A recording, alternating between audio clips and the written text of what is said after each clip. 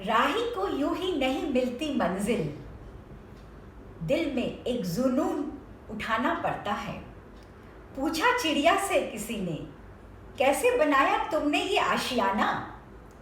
बोली, बार बार ऊंची उड़ान लेनी पड़ती है और एक एक तिनका उठाना पड़ता है। हेलो फ्रेंड्स, पॉजिटिव वाइब्स में प्रभा लोढ़ा आपका स्वागत करती है एक सकारात्मक कहानी के साथ। एक बहुत बड़े कंपनी के मालिक वृद्ध हो चले थे। उनको अपना अधिकारी चुनना था। उनके ऑफिस में 4 वरिष्ठ अधिकारी थे, सब एक से एक बढ़ के। उन्होंने उनको बुलाया अपने ऑफिस में और कहा, अब मैं बूढ़ा हो चला हूँ, मैं अब आराम चाहता हूँ। मैं चाहता हूँ इस कंपनी की बागडोर तुम में से एक संभाली। तुम चारों ही बहुत होशियार हो। मैं तुम लोगों को दूँ इससे पहले मैं एक छोटी सी परीक्षा लेना चाहता हूँ। ये चारों तुम लोग, ये बीज है मेरे पास, तुम लोग लेके जाओ और इसका कुंडी में रोप दो। 2 महीने बाद हम वापस मिलेंगे, तब मैं इसका चयन करूँगा कि किसको मैं अपना अधिकारी बनाता हूँ। चारों अधिकारी वो बीज लेके अपने घर चले गए।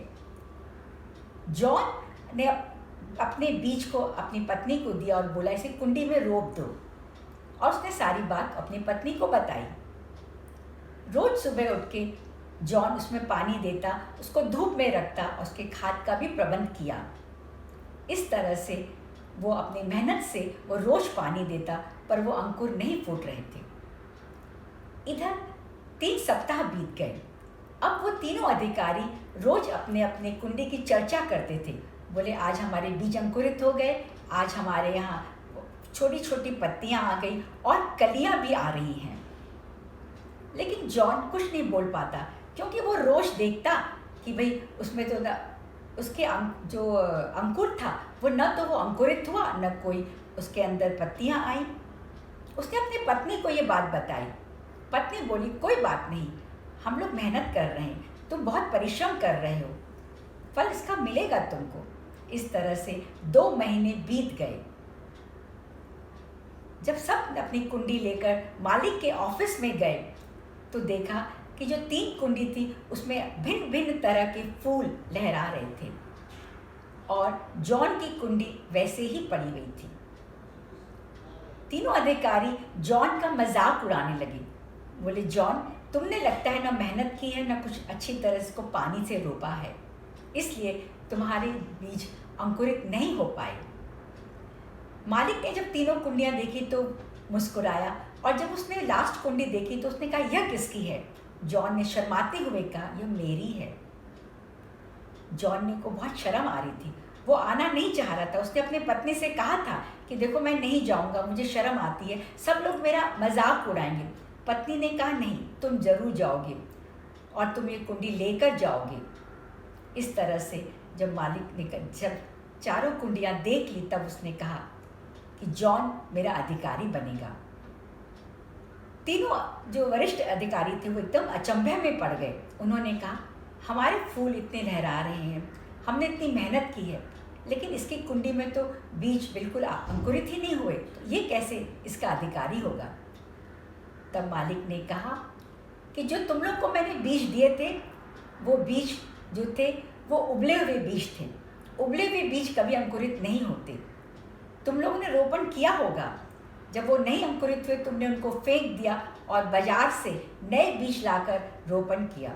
तुम लोग तीनों जब गए बाजार तो अलग अलग तरह के बीज आए और फूल भी अलग अलग तरह के आ गए हैं।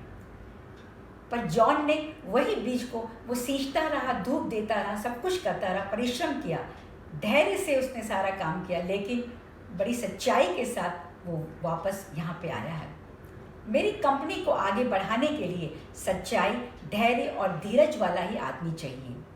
जॉन में ये सारे गुण हैं, इसलिए मैं इसको अपना अधिकारी निर्वाचित करता हूँ। दोस्तों, हमें से ये सबक मिलता है कि सच्चाई की हमेशा जीत होती है, चाहे इसका फल हमें थोड़ी देर से मिले। गांधी जी, नेल्सन मंडेला सच्चाई और अहिंसा के बल पर ही इन्होंने हमारे देश को स्वतंत्रता दिलाई थी। आज का समय महामारी का समय है, बहुत ही कठिन समस्या से हम लोग गुजर रहे हैं। अब हम बाहर निकल रहे हैं, लेकिन बड़ी सच्चाई से, धैर्य से और धीरज से हमें हर अपने काम को करना है। हमारे प्रधानमंत्री ने जो निर्देश दिया है उसको हमें पालन करना है। हमें अपने देश को स्वावलंबी बनाना है, उसके लिए हमें बड़ी सच्चाई से आगे बढ़ना होगा और हमें मेहनत करके हमें अपने देश को आत्मनिर्भर बनाना है। इसको हमें अपने को सोने की चिड़िया वापस बनाना है।